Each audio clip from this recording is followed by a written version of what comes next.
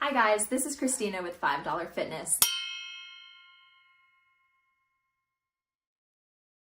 Thank you so much for requesting this information. I'm very excited to share this video with you about some nutrition tips.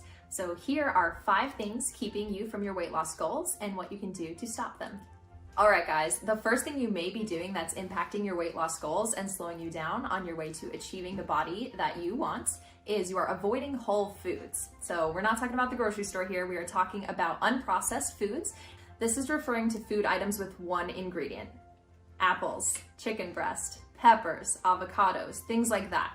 When you're making up meals, you want to include as many of these whole food ingredients as possible and keep them in their most pure form. So just think about, 50 to 100 years ago. If you walked into a market or a grocery store, things would look a whole lot different, pun intended. You would be encountering a lot of fresh produce, you'd be encountering fresh meat from a local source, you'd be encountering eggs and milk and things like that. And these days you walk in and the produce aisle is kind of off to the side and the rest is processed food that is designed to look really appealing. And even if it's labeled as health food, chances are it contains at least 5 to 10 ingredients meant to increase shelf stability. So really think about increasing whole foods in your diet and decreasing anything that's been processed. So it's not rocket science. Try and eliminate things with more than, I would say, 5 ingredients, especially ingredients you cannot pronounce.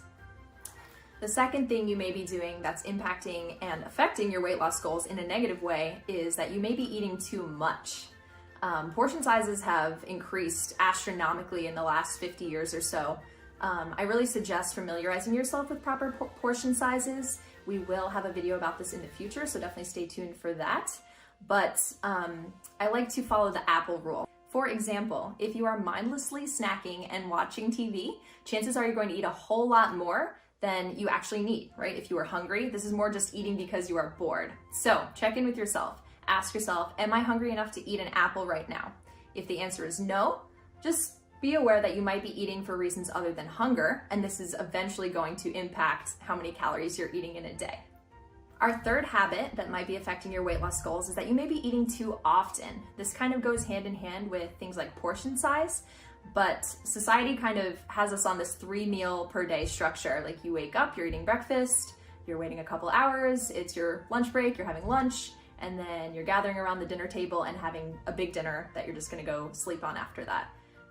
That is something that has evolved based on our society, not based on our needs as anatomical human beings. Eating around the clock has not been proven to keep your metabolism high. That's been a theory that has been debunked. It's actually more beneficial to kind of let yourself eat when you're hungry and then not overeat past that.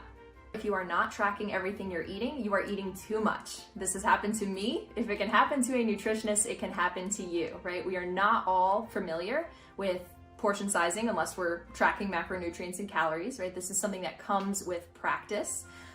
So we're really trying to avoid that extra calorie surplus every day because over time this is going to compound and it's really going to keep us from our weight loss goals. When you find that you're eating 2,000 to 3,000 more calories than you need per month, that's gaining pretty much a pound. So keep that in mind that oftentimes it's a lot easier to neglect your diet and eat too much than it is to lose weight without really trying. So it's just better to keep it off in the first place. The fourth habit you may be doing that's keeping you from your weight loss goals is fixating too much on diets. So if I say the word diet to somebody out on the street, chances are they're going to associate it with a quick temporary fix, something they do for a couple weeks to drop a couple pounds, and then they feel that they're free to jump back into their former lifestyle patterns.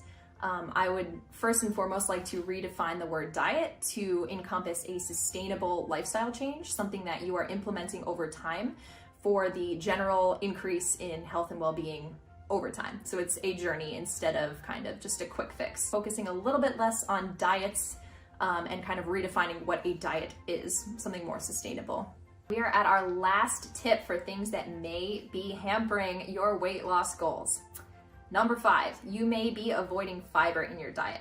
So fiber is inherent in whole grains, right? Things that are whole foods, things like rice, beans, nuts, barley, quinoa, bulgur, the list goes on and on and on. Even if you just Google it, what are some sources of fiber, you're gonna find it, right? Things that are unprocessed, because processing will manually break down fiber.